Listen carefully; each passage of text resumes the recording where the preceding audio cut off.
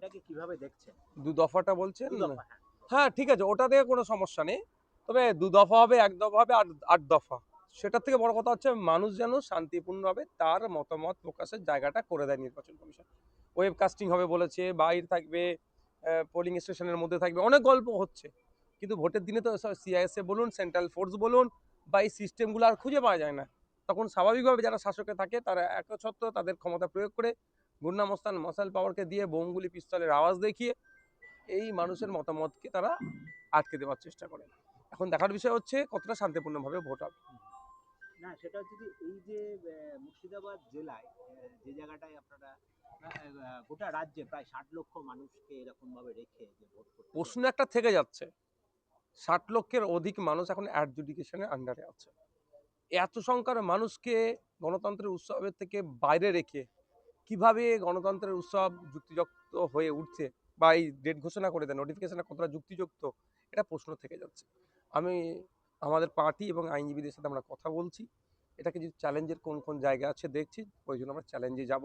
আর একটা কথা আমি বলছি অন ক্যামেরা, যে এটা বাংলার মানুষের সাথে প্রহসন হচ্ছে, বাংলা যারা ভোটার তাদের সাথে অন্যায় হচ্ছে, ইনজাস্টিস হচ্ছে।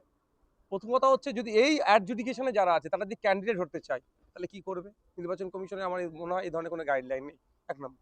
দ্বিতীয় কথা, যে প্রার্থীকে নির্বাচিত করার জন্য সরকারে আসবে সেই সরকারে আসার মধ্যে একটা 60 লক্ষটা কম নয়। এই অংশের মানুষ যদি বিরত থাকে তাহলে তা অসম্পূর্ণ থেকে যাচ্ছে।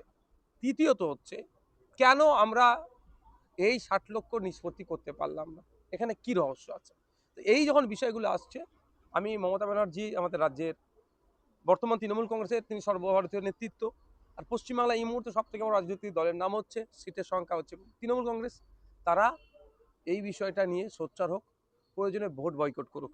আমরা দেখতে চাই মমতা ব্যানার্জির দল সত্যিকারের অর্থে মানুষের ভোটকে সম্মান দেয় না, গদি পাবো, গদিতে টিকে থাকবো সেটা নিয়ে আমরা দেখতে চাই।